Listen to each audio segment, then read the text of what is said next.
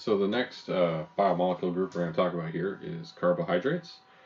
And so this is a classification that, well, all the pieces are really in the name, but we'll get to that in a second. But it's energy storage is one of the primary tools of this. But we'll also talk about how some carbohydrates are used for structure in plants. So like cellulose is a carbohydrate, and that's what gives structure to things like trees, so they don't just fall over. Like wood is a material we use for building. It's very strong, and it is carbon based. And so trees make a bunch of cellulose, and we're able to harvest that and make it into dimensional lumber and build things like houses. But to start out, carbohydrates are going to have a general molecular formula. And then, like I said, the name kind of gives it away. You can think about what elements might relate to this. So, or in this case, it's not an element, but a molecule. So they are going to have kind of a general molecular formula, which I'll explain in a second. So we'll show it and I'll explain what it means. We'll say it's CH2X-OX. So basically there's 2 hydrogens for every carbon and there's 1 oxygen for every carbon. And what else can I say? Oh yeah, the molecule names always end in -ose. So things like glucose, cellulose, like I talked about before, sucrose, fructose, on and on. They always end in OSE, ose. And so, for example, we'll start out with glucose. The chemical formula is C6H12O6, but that doesn't actually tell us a lot. There's a whole bunch of sugars that are all isomers of each other, different ways of putting these elements together to still get a sugar, but a different one. So, one name, one compound. So we'll talk about that more, but the key thing is this molecular formula, it doesn't tell us a lot. Like, you don't just see that and go, oh, it's glucose. You have to see the name or an image to know it's glucose. And so I'll draw the straight chain representation first. So we're going to have 6 carbons in a chain, and we're actually going to write out the carbons here. This is how we do it for carbohydrates. And then we're going to have a bunch of a bunch of alcohols and hydrogens. And it's very important that we put the alcohol groups on the correct side of right versus left. If we put it on the wrong side, we actually get a different sugar. You get an isomer. And then up here, we are going to have aldehyde. And so this is the straight chain representation. And what can happen is this can actually wrap into a ring. And it can go one way or the other. We'll talk about that more in a little bit.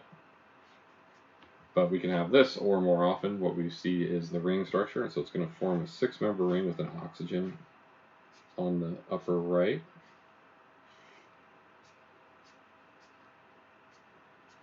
And I'm going to draw the hydrogens in. You don't always see the hydrogens drawn in these. A lot of times it's like a carbon skeleton structure. We just show where carbons and functional groups are. But I'm going to draw everything on this one. So we're going to have an OH up here, H down here, OH, and then we got an OH, alcohol there. And we've got a carbon with an alcohol group on it there. And across from all of the alcohols is a hydrogen. And so it can form a 6-member ring. And this is reversible. So it can go back and forth. It can go open chain, 6-member ring, open chain, 6-member ring. Just depends. And this happens spontaneously. Often when we start scaling this up. So this is an individual sugar. Guess what we're going to do? We're talking about biomolecules. I'm starting with the small pieces, and we're going to build them up. And when it comes time to start putting together more sugars, with, you guessed it, condensation reactions. This is going to be the form they're in. So this is, fair game for showing the compound. But when it comes time to actually start attaching them together, they are going to be in the ring shape. So just a heads up on that. What else can we say about this? Well, there's two types of sugars when we look at this open chain, straight chain version. And this is a type of sugar that we call an aldose. Okay, so let's break that name down. Ose, so okay, it's a type of sugar. And again, this is a category. So, but why aldose? Well, what do we have here? What's this functional group? If we have a double bonded oxygen at the end of a carbon chain, it's an aldehyde, it's an aldose. Guess what happens if we move that double bonded oxygen down? Well, it's not an aldehyde anymore, it's a ketone. And so what we get is what's called a ketose. And I'll draw an example of that on the next page. The other thing to point out is the general structure. So we have this formula, and it's basically for every carbon there's a water. There's an H2O for every C. That's what we call a carbohydrate. I didn't explicitly say that before, but that's where it comes from. And we look at the structure. Every carbon, except one, is going to have alcohol group on it. And whether the alcohol group's on the left or the right in these open chain, straight chain versions, is going to determine what sugar it is. So if I were to move this alcohol to the right and move this hydrogen to the left here, if I were to flip these, I would have a different sugar. And I don't know the name of that sugar, by the way. But it would have a different name. It would not be glucose anymore. And that means that what's up and down over here also determines what sugar it is, with one exception. We'll talk more about that in a little bit as well. So the very first carbon, so remember with ribose, we talked about ribose earlier, that was carbohydrate. We can number these carbons in the ring, and so we just work our way around. Oops, I can count, I swear. We go clockwise, and we work off of the oxygen in the ring. And so this is our number 1 carbon, our number 2, our number 3. If I were to take this number 2 carbon and flip the OH on top and the H on the bottom, I would have a different sugar. But I can actually flip the 1 position. Well, like I said, we'll talk about that more in a little bit. If we do move it, what we get is called a stereoisomer. So we get a different molecule. It's put together with the same pieces. And the only reason it's a different molecule from the change, because even, the carbon still has an alcohol group and a hydrogen coming off of it and bonded to other carbons. So we haven't changed the molecule that much, but what happens is essentially, whether it's on the right or the left, we can't rotate the molecule to bring it back. So it's a chemical change, because we have to break a bond and then make a new bond. So it's kind of like how you can have a left hand and a right hand. And so these are stereoisomers of each other, because if I turn my right hand over, it's still not a left hand. Like I'm palm up now. That's not the same thing. So they're mirror images of each other. And so if I were to take a mirror image of this, so I have an OH on the left, H on the left, OH on the left, OH on the left, instead of all that stuff being on the right, and all this moves over to the right hand side, I get a different sugar. And so if I rotate any one of those, that's what happens. Now the top carbon, that actually can rotate freely. So the ends of the chain don't have to worry about changing, just the middle. Okay, so let's compare this to another sugar now. So there's going to be 3 new ones I talk about. We're going to talk about glucose, which I just did. Next I'll talk about fructose. Then we'll show galactose. And then you've seen ribose already. So ribose was a sugar. It was a carbohydrate. It showed up in the nucleic acid section. And I'll draw that structure again and remind you guys what it looked like in a little bit. Or actually, instead of fructose, do I have room on that page? No. Let's do galactose next. So this is another what we call monosaccharide. It's an individual sugar. We put them together, you know what we get? Polysaccharides. Hopefully you guys are catching on to the trend there. And it's very, very similar to glucose. So galactose, I'm not going to draw the straight chain version. That's not super important right now. The ring is going to be important because we're going to use that more. So I'm just going to draw the ring. So it's going to be a 6-member ring, just like glucose. Okay, so I always like to start out, I just draw the whole backbone. And then it's going to have a CH2OH up here with an H off of it. It is going to have the alcohol up here, H down, and then it's going to be alcohol up again, H down. So there's an alcohol, H down, there's the H for there. And remember, we can go OH or HO for alcohols. Generally, we just want the line to touch the O, and we just put the H wherever it's the most out of the way. So you're going to see me doing that a lot here because there tends to be a little bit of traffic around these. And so this is galactose. Now it looks a lot like glucose. So what's the difference here? So here's our glucose. What's different? So it's a different sugar. Well, these are the same, these are the same, these are the same. Oh, we flipped. On the 4', the number 4 carbon, we switched. Well, the alcohol group was up or down. We switched it from down to up. And now we have a different sugar. That's what I was talking about with stereoisomers. So whether it's up or down here, very important. Because you get a different sugar. And then if we look at fructose, this one's going to be a little different. It's going to be a 5-member ring.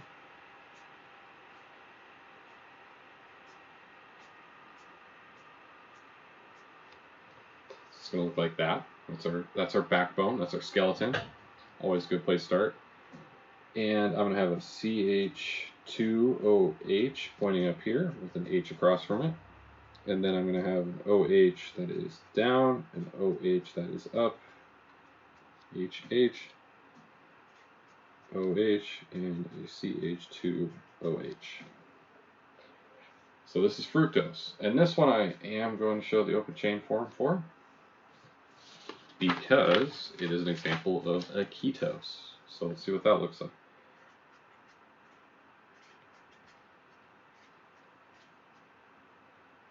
So it's still 6 carbons, so 1, 2, 3, 4, 5, 6. But now we don't have a double bond to oxygen on the end of the chain.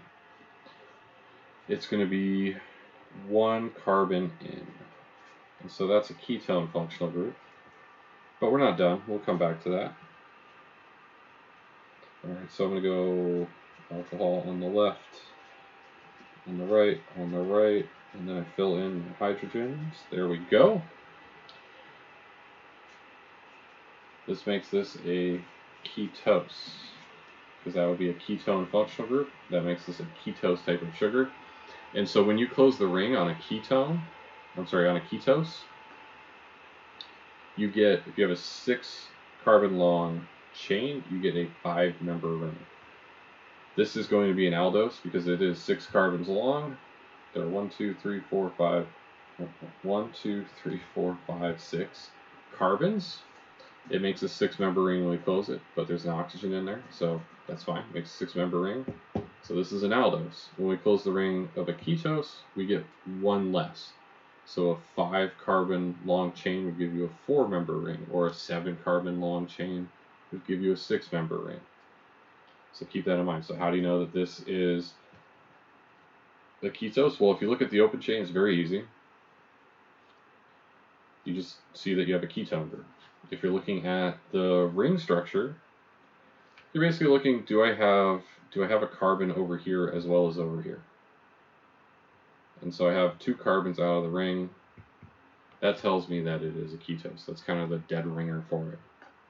And then let's talk about numbering these carbons. So we always want to be able to go through in order. And so this is going to be our 1 carbon, and then our 2, and then our 3. So keep in mind, we're going to start out of the ring now. So, but we can carry through. We never want to have to come back and number a carbon. They should be in a continuous order. So 4, 5, and 6. Okay. So that's kind of the background on these. There's going to be a little bit more detail I talk about. Remember I said how we can flip the very first entry in a ring and it's still the same sugar, but if you flip any other ones, it's different. We're going to talk more about that in a second. But so far, hopefully, this is a big idea. So you can have two representations of the same sugar. So that's tricky. I do expect you to know these structures, but I would focus more on the ring than the chain. But do understand that you can have, these are both the same molecule. That takes a little bit of getting used to. So make sure that that's making sense. The numbering should make sense. We're going to use that a lot more later. And we are going to use these ring structures to start connecting them together and making larger compounds as well. So there's a lot to discuss here. So before we get into all of that, there's one more detail I'm going to talk about with these monomers, with these individual monosaccharides. So saccharide means sugar, basically. Monosaccharide means one sugar. Polysaccharide means two or more. Or you might say like disaccharide, trisaccharide. Eventually you run out and you start saying polysaccharide. So when we are talking about whether that first carbon has the OH up or down, the answer is it can be either. So how do we know which one? Well, it means we have to have a name for it. We have to have a name for each option because it is still, say glucose. So if we have glucose, and I'm going to start with the open chain here, and we can go two directions from it. 2, 3, 4, 5, 6. Alright, double bond the O there because this is an aldose. And then we got an alcohol on the right, and then the left, and then the right, and the right. Okay. There we are. And so this can go reversibly in one direction. It can go reversibly in the other direction as well. And so if it wraps one way, we can get a ring structure that looks like what we saw before. And so we get the OH up on the first carbon, H down. And actually, let me tell you a little trick here. I always actually usually start over here. And so I've got my OH up, and then it's going to go down, up, down. It just alternates. So I always remember that one's up, and I just work off of it. And I come back and I fill in my hydrogens. And remember, this one can go either direction. And so if it wraps the other way, what happens is we still get a 6-member ring. But now, get that same skeleton, but now this OH is going to be down. And so this is all glucose. At least it will be when I'm done drawing it. So remember, I start up, down, down. And you don't always see these drawings. Sometimes these hydrogens are just left out. It's like the line drawings. I'm being a little less lazy here just to show all the pieces. But when you're doing the homework, I notice, be aware that you're going to see just the lines that matter. So if you don't see a carbon making a bond, like I'm showing all 4 bonds on the carbon at all times. If you don't, it's going to a hydrogen. So you can just pay attention where the alcohols are easier without these guys in the way. Just a heads up on that.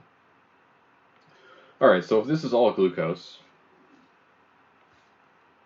how do I know which one I'm dealing with? Because again, it just depends on which way the chain wraps. We can get this. So these aren't different sugars. These are both glucoses. Well, if the OH group here on the first carbon in the ring, I should say. So we'll do fructose next to make sure this is clear. But if the OH group is up, we call this beta glucose.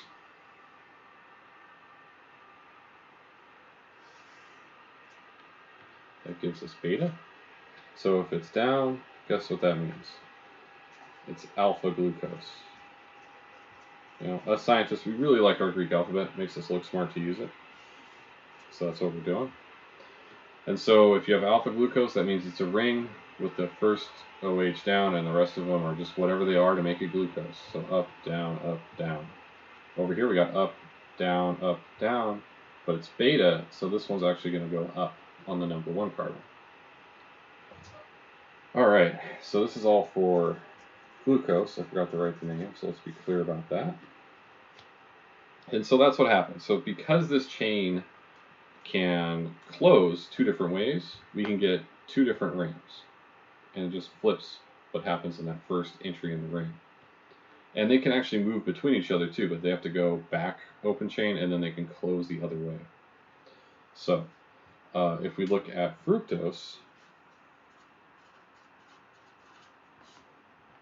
then it's going to be pretty much the same thing. There's one little detail that's different with ketosis that I just want to make sure is clear before we end the video. But if we draw our straight chain representation of fructose here, we're going to have 6 carbons, 2, 3, 4, 5, 6. And this is going to be a CH2OH. That's a double bond O.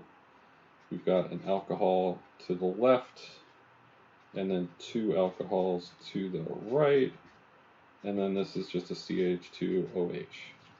Alright, and then I come back, oh, there's no hydrogen there, but there is there, and there, and there.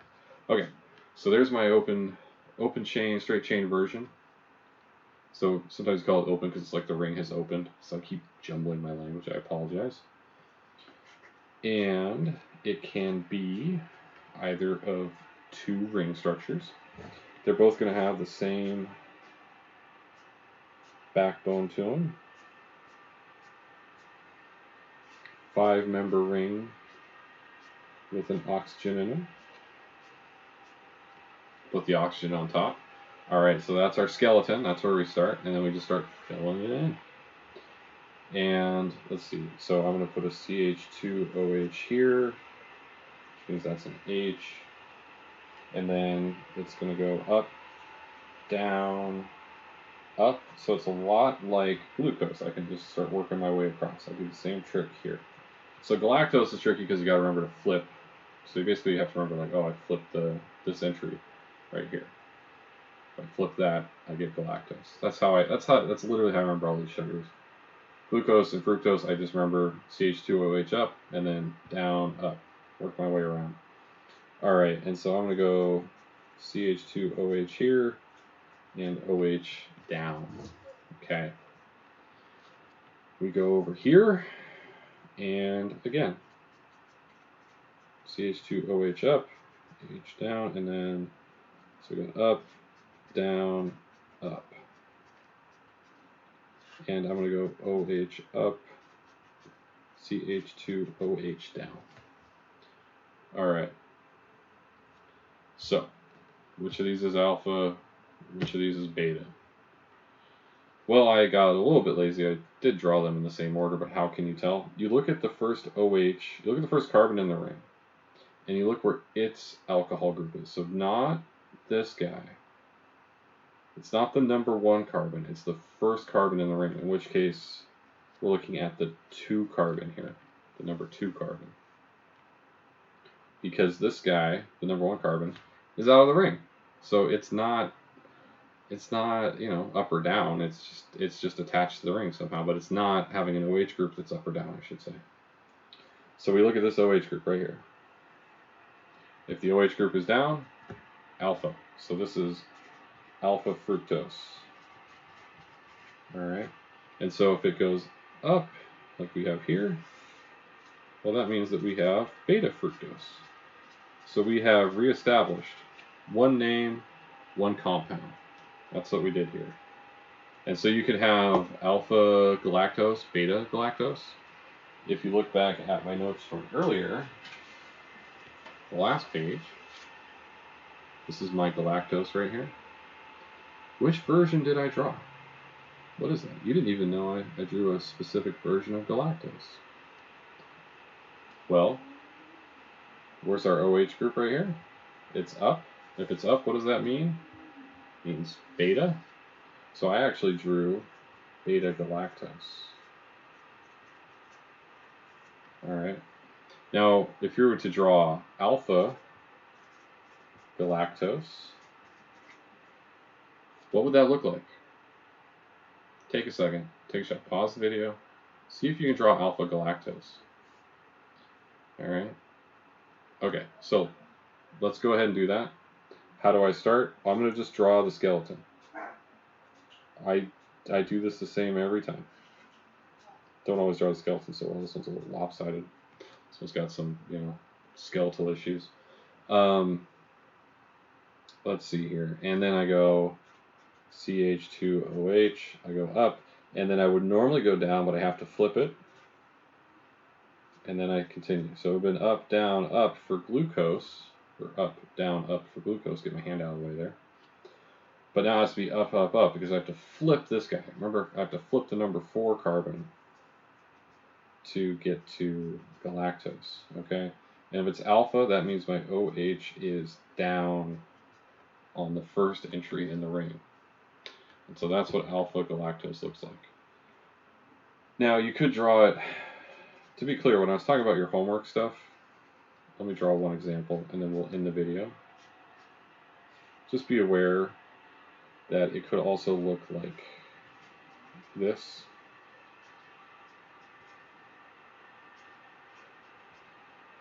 So I'm just not drawing the hydrogens. That's the only difference. Be aware that these are the same thing. I was being less lazy because I wanted to show you all the pieces. And it actually helps me because I can just draw the same skeleton every single time. I don't have to think about, when I'm drawing the lines, I don't think about where things are. So I can just draw my 6-member ring and I just put those lines in like I did. So for me, this is actually easier. So, I always, I'm doing it the easiest way I can. That's what I do. But when you see it in the homework, it's going to be this format. So just an early heads up on that. And yeah, so that's kind of all the details for the monomers. And we're going to start putting them together and making polymers. And that's what we're going to spend the next 2 videos on. Because there is an interesting detail here. Remember, what you need to do a condensation reaction is like at least 1 OH group, if not 2, and 1 OH group with either an NH or, like I said, 2 OH groups. Well, how do you know which one to use? Look at this. These things are packed with alcohols that you can use for a condensation reaction. This thing can do a million different, well, not a million, it can do 6 different condensation reactions. So how do we handle that? We're going to talk about that in the next video. Okay, so this one went a little bit long, but this is all the details for all the sugars I expect you to know. Ribose is a 5-carbon sugar. That's the big difference. And I showed the ring structure in a previous video, so I'm not super busy with that one. I prefer to kind of just hang on these newer ones more. But do remember that you have seen a carbohydrate before. Alright, and I guess the last point I should add, when you are looking at the open chain, don't forget you got your ketoses, you got your aldoses, but also notice how there's only alcohol and then groups on carbons. Oh, I forgot a hydrogen this whole time. That was dangerous. But you have 1 alcohol group, and so you have a carbon and a water, and then you have 1 double bonded oxygen. You'll never have a double bonded oxygen and an alcohol. That would be a carboxylic acid, something like that. You don't see any nitrogens in here. You don't see chlorine, anything like that. So a lot of artificial sweeteners will do tricks like that. Not so much the carboxylic acid one. That would, anything you do with that's just terrible tasting. It'd be awful. But they'll do things like they'll bring in chlorines in place of hydrogens, so then our bodies can't digest them. There's a few different tricks that get employed. Or there just are no double bonded oxygens in there. It's just all alcohol groups, stuff like that. So it's not a carbohydrate, but it hits our sweet receptors in our tongue in the same way. Can cause some other issues because we don't digest them. So I know I said I'd finish the video, but I'll talk about one more thing real quick. So a lot of artificial sweeteners are also very strong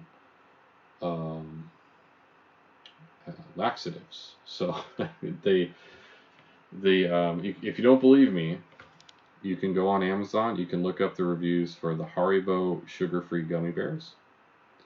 And a lot of them are, I think, works of fiction, but they are artistic works of literature, so have fun. Some of them, I assume, are at least based on true stories, and some of them are probably actually true stories. So if you have too much artificial sweetener, and this varies between, there are some newer ones where this isn't as much of an issue, but the old school ones that are just like a bunch of alcohol groups, because what they are is something you can't digest, and then they basically just attract a ton of water to them, and then they just flow through your digestive system. And where does that lead? Well, it's a one-way ticket. So it's just going to basically be a whole, flash flood of everything going through it. And I had a friend in high school, and we had another mutual friend who was. So we were at my friend's house, and another mutual friend of ours he was a diabetic, and he just kept pounding these sugar-free chocolates. This is a true story. So this is not from the Amazon gummy bear thing. Because I'm talking about sugar-free chocolates from like the year 2000, not these sugar-free gummy bears. And also, this was a real life experience. So we're at my friend's house, and this other friend of ours is just eating these chocolates, and my buddy goes, like, I don't think those are necessarily good to do that with. And he's like, oh no, it's fine. Like, who's the diabetic here? I know what I'm doing. Blah blah blah. And so then he goes, none of us had cars, so he leaves the house, he's going to go catch the bus, go home. And a couple minutes later, you hear this, like, frantic pounding on the door. And we're like, what in the... And someone, like, is it, like, the police? Like, what is this?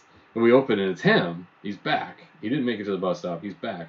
And he just runs to my friend's bathroom and annihilates it. He just completely destroys it. And he doesn't say... The best part is he doesn't say a word about it. He just leaves. And like, I'm so glad it wasn't my house, because I could not imagine cleaning up what had happened in there. It was everywhere. It was like, it's the old American Express slogan, like, it's everywhere you want to be. It was like everywhere you don't want to be. That's where this was. All right, so on that note, we'll end this video. And so we'll start talking about connecting these together. And so we'll start taking our monosaccharides and making polysaccharides. That's what we're going to do.